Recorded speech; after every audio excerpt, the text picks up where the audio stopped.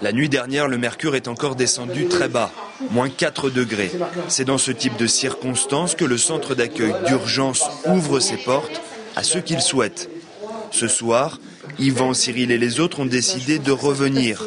Voilà près d'un mois depuis l'ouverture, le 11 décembre dernier, qu'ils viennent passer la nuit à l'abri dans ce centre avec un repas chaud assuré.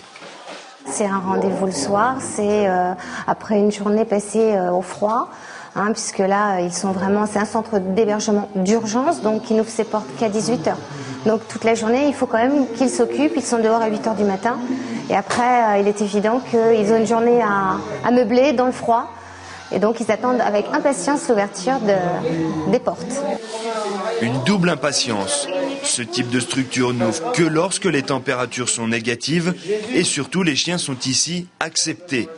Mais même si les températures sont bien en dessous de 0 degré, certains déclinent l'invitation des bénévoles et se limitent aux boissons chaudes et sandwichs distribués lors des maraudes. Mais d'un autre côté, c'est leur choix.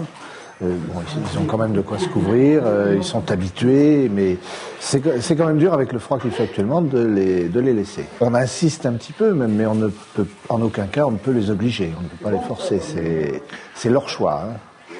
Cyril, 28 ans, 10 années de galère dont 5 passées dans la rue, apprécie cette halte au chaud avant de retourner affronter les difficultés d'une vie où la notion de confort s'est évaporée. Vu qu'ils nous acceptent avec les chiens, moi je ne veux pas être idiot, quoi. Je préfère venir ici être au chaud. L'avantage c'est qu'on a aussi l'électricité, qu'on fait cuire plus facilement des choses, même s'il n'y a qu'un micro-ondes. Donc c'est beaucoup de monde d'être ici. Mais le but du jeu, c'est de s'en sortir. Tu sais, moi, j'aimerais bien fonder une famille, devenir citoyen, aller voter tranquillement, tu vois. Donc, être comme tout le monde. Avoir une vie normale, banale, boire son café, lire le journal, Cyril n'attend que ça.